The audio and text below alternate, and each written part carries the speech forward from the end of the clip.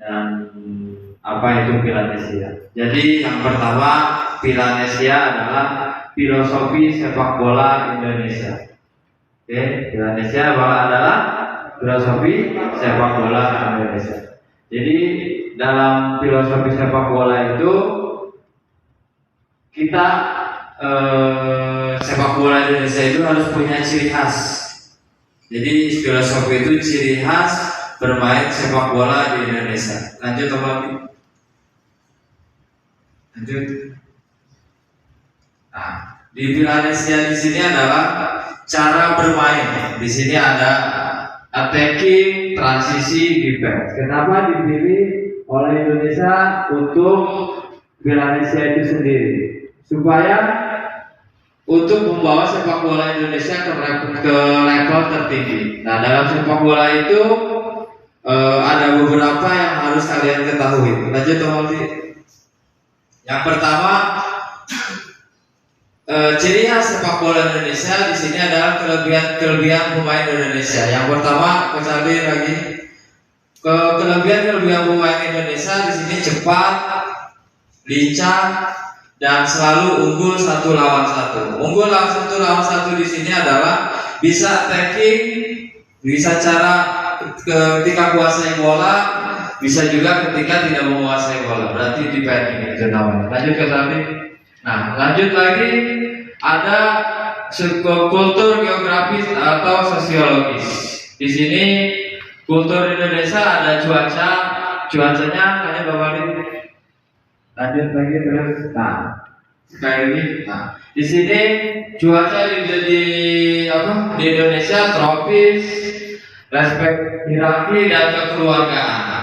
Nah, jadi kultur-kultur di sini yang dibawa sepak bola Indonesia. Jadi kekeluargaan di sinilah yang selalu diterapkan kepada pemain-pemain sepak bola sehingga tuntutan untuk sepak bola menuju top level di sini pemain harus proaktif, play in possession atau pressing dan quick transisi. Gimana caranya ketika kuasai bola dan gimana caranya kita tidak menguasai bola secara pressing dan sekiranya tidak bisa pressing itu melakukan transisi terlebih dahulu. Lanjut teman-teman. Nah, di dalam filosofi sepak bola ini kenapa kita harus menang? Apa tujuan menyerang? Apa tujuan bertahan? Oke, tujuan menyerang di sini tujuannya adalah mencetak gol. Kedua, tujuannya gimana caranya kamu bisa membangun serangan. Nanti di situ kalian selalu diajarkan tentang pemahaman menyerang dan bertahan. Dan tujuan bertahan di sini adalah gimana caranya kamu ketika kehilangan bola, kamu ganggu lawan dengan cara membangun serangan. Dia pressing dari depan. Ketika kamu tidak bisa pressing dari depan, baru kamu perlu melakukan organisasi terlebih dahulu.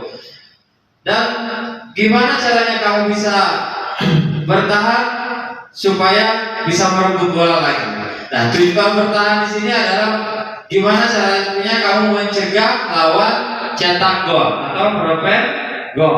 Gimana caranya? Di situ nanti kamu diajarkan prinsip defense. Nah, di sini untuk tujuan bertahan adalah kamu harus tahu dulu format zona pressing. Ketika bertahan, kamu harus proaktif dengan melakukan pressing. Ya, secara situasional berbasis penjagaan zona. Jadi nanti di sini ketika kamu kehilangan bola menuju pertahanan atau secara defense, nanti di sini ada beberapa zona. Dari depan, tengah, belakang. Oke, ketika kamu mau pressing dari depan, sekiranya kalian tidak mampu dari depan, kamu bentuk organisasi dari tengah. Ketika tidak bisa diorganisasi dari tengah, kamu bentuk lagi organisasi di belakang. Seperti itu. Lanjut teman-teman. Nah, di sini ada transisi defense ke attacking. Oke, prioritas 1, ketika kamu sudah melakukan transisi defense, otomatis kamu ketika dapat bola harus melakukan transisi attacking. Harus melakukan attacking itu adalah run. Prioritas ke satu, gimana cara kamu untuk ketika kuasai bola? Oke, di sini ada counter attack, menyerang dengan cepat. Oke, counter attack itu menyerang dengan cepat. Itu prioritas ke satu. Sekiranya kalian tidak bisa melakukan attacking secara tepat, lakukan prioritas kedua, rebuild up. Lakukan build up, bermain dari belakang atau dari bawah. Oke, itu transisi dari bertahan ke menyerang. Yang kedua, ada transisi dari menyerang ke bertahan. Ketika kamu kuasai bola, bolanya kerebut sama lawan, kamu di sini harus melakukan transisi bertahan. Apa yang harus kamu lakukan transisi bertahan? Yang pertama, mengganggu lawan. Mengganggu lawan terlebih dahulu dengan secara pressing. Sekiranya itu tidak mampu, lawan masih bisa kuasai bola, lakukan prioritas yang kedua, reorganisasi to press build up. Oke, maksudnya di sini reorganisasi to press build up adalah kamu melakukan organisasi dulu terlebih dahulu. Jadi ketika pressing kamu gagal, kamu tidak bisa pressing, tetap bolanya dikuasai sama lawan, kamu lakukan organisasi dulu secara defense. Organisasi defense itu lihat teman kamu di mana lawan, di mana teman, dan di mana wall. Jadi tidak selalu harus pressing. Ya, prinsip menyerang yang kamu harus lakukan adalah gunakan lebar lapangan atau gunakan pos-pos lapangan yang ada di dalam lapangan itu meluas, bukan mengecil.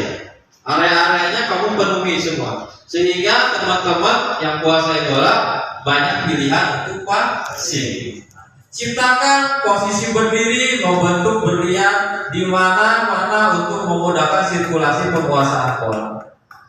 Oke, jadi ketika kamu mau melakukan build up, yang kamu harus perhatikan adalah gunakan lebar lapangan. Yang ke satu, yang kedua posisi badan. Kenapa posisi badannya harus bagus? Karena tujuan kita mau scoring. Kalau posisi badan kamu selalu berhadapan dengan gawang kamu sendiri, kamu tidak bakalan lihat. Misalkan contoh gawang kita di sana, gawang lawan di sebelah sana. Ketika kita mau melakukan build up, posisi kamu masih seperti ini. Apakah kamu kelihatan gawang lawan? Gimana caranya kamu cetak gol? Sedangkan gawang lawan itu tidak bisa terlihat.